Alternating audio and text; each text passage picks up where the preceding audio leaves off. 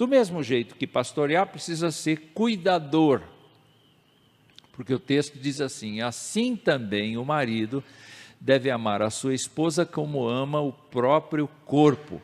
Quem ama a esposa ama a si mesmo, porque ninguém jamais odiou o seu próprio corpo. Ao contrário, o alimenta e cuida dele, como também Cristo faz com a igreja, porque somos membros do seu corpo. Eu queria pegar a última frase desta perícope aqui para dizer o seguinte, que Cristo não está lidando com o próprio corpo.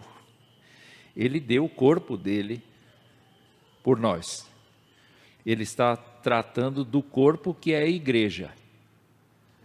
Então, como é que ele trata do corpo da igreja? Ele trata os seus crentes, ele cuida dos seus crentes, ele intercede por seus crentes, ele alimenta os seus crentes.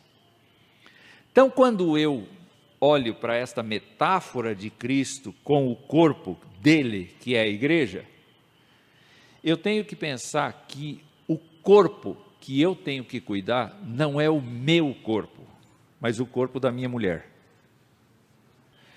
Só por curiosidade, abra lá em 1 Coríntios 7.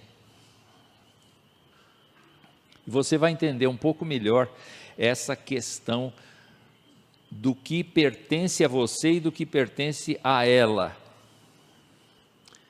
Capítulo 7 de 1 Coríntios, verso de número 4. Pois é, o que o texto nos diz? A esposa não tem poder sobre o próprio corpo, o seu próprio corpo, e sim o marido, e também, de igual modo, o marido não tem poder sobre o seu próprio corpo, e sim a esposa. Não é engraçado isso? Este corpo pertence à sua mulher.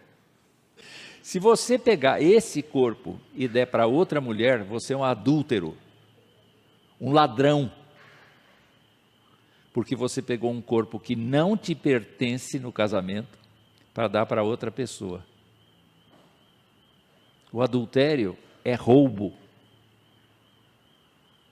porque você se apropria de uma coisa que não é mais sua para dar para outra pessoa. Interessante, né? Em compensação, o corpo que você tem como propriedade é o dela. O que ela está fazendo com o corpo que é seu? Entendeu essa brincadeira? Como é que ela está envelhecendo? Ela se trata? Ela se cuida? Ela se alimenta adequadamente? Ela está sendo preservada? Eu estou cuidando disso? Porque é esse o meu papel. Então, se ela vai para um lugar que tem dificuldade de trabalho, que tem dificuldade de coisa, o que eu tenho que fazer? Eu me permita dar exemplos próprios, mais uma vez. De vez em quando, no entardecer, o ambiente vai ficando escuro paulatinamente, não é uma coisa assim, pá, de dia vira noite, é uma coisa paulatina, não é? E a minha mulher está lá jogando os joguinhos dela, né? Depois de uma tarefa, ela vai lá e fica jogando lá no tablet dela lá, ela fica jogando o joguinho dela, e a coisa vai escurecendo, e ela não nota que está escurecendo. E eu fico preocupado com o olho dela. Porque vai forçando. Qual é o meu papel? Eu vou lá, mais do que depressa, e acendo a luz. Aprendi a fazer isso. Mas até acender a luz é uma coisa tão idiota, né? É uma coisa tão pequena, tão insignificante, mas é uma coisa que você fica assim antenado. E é muito interessante quando você se acostuma a ficar antenado com as necessidades da tua mulher. E aí, então, a gente percebe essa troca de experiência. em coisas pequenas. Às vezes eu estou trabalhando, chega um cafezinho, eu falo, nossa, o que eu fiz para merecer isso? Eu não vou dizer para ela, era a sua obrigação.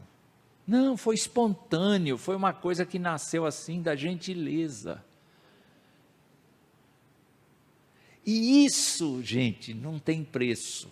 Então, você precisa de ajuda? Onde eu posso ajudar? Que tarefa eu posso fazer? Porque às vezes ela tem prioridade. Então você escuta o que ela tem para dizer e você vai cuidar. E aí, este é o modo como você acaba se amando. Você nem liga para você. Mas como Jesus Cristo não ligou para si mesmo, ele foi para o sacrifício e ele morreu pela igreja, para ganhar a igreja para si, esse é o ponto específico do cuidado do marido. Ele investe na mulher dele e ele acaba sendo feliz por conta disso. Então, mais algumas perguntas.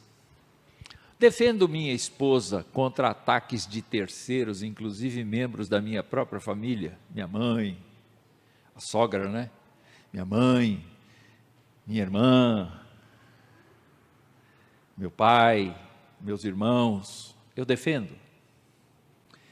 Segunda coisa, eu sei quais são as dores que a minha esposa está enfrentando hoje e faço o possível para aliviá-las delas. Terceiro, eu proporciono o que for possível para cuidar da sua saúde.